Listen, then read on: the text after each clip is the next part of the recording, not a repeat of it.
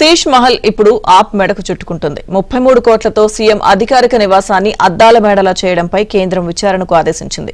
అసలు ఇంతకీ శేష్ మహల్ పేరుతో చేసిన పనులేంటి?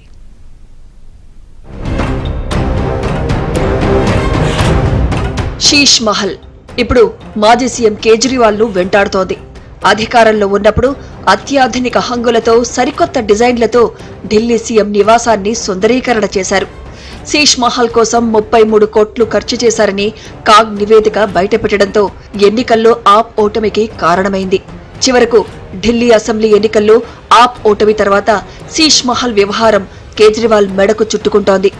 శీష్ మహల్ పునరుద్ధరణలో భారీ అవకతవకలు జరిగాయని వెంటనే విచారణ చేయాలని కేంద్ర ప్రభుత్వం ఆదేశించింది.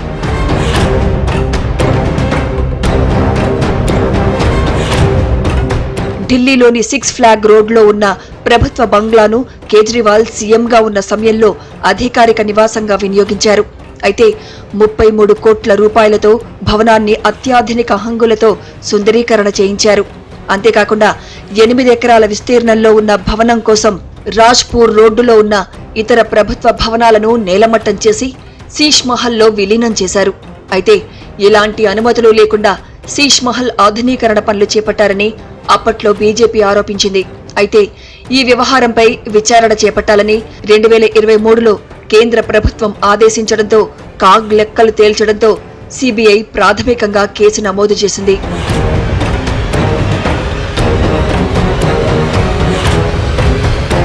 ఆప్ అధికారంలో ఉన్న సమయంలో అప్పటి BJP MLA Vijendra Gupta central vigilance commission కు ఫిర్యాదు చేశారు. అంతేకాకుండా అసెంబ్లీ ఎన్నికల్లో శీష్ మహల్ అంశాన్ని కమలం పార్టీ అస్త్రంగా ఉపయోగించింది. ఆప్ ప్రభుత్వంపై వచ్చిన ఈ అవినీతి ఆరోపణలు ఎన్నికల్లో దెబ్బతీశాయి. అయితే ఎన్నికల తర్వాత కేజ్రీవాల్ చేపట్టిన శీష్ మహల్ పునరుద్ధరణలో భారీ అవకతవకలు జరిగాయన్న ఆరోపణలపై విచారణకు కేంద్ర ప్రభుత్వం ఆదేశాలు జారీ చేసింది. 6 ఫ్లాగ్ స్టాఫ్ బంగ్లా పునరుద్ధరణకు ఆప్ ప్రభుత్వం భవన నిబంధనలను ఉల్లంఘించిందనే ఆరోపణలపై విచారించి సమగ్ర నివేదిక తయారు చేయాలని కేంద్రం సిపిడబ్ల్యూడిని ఆదేశించింది.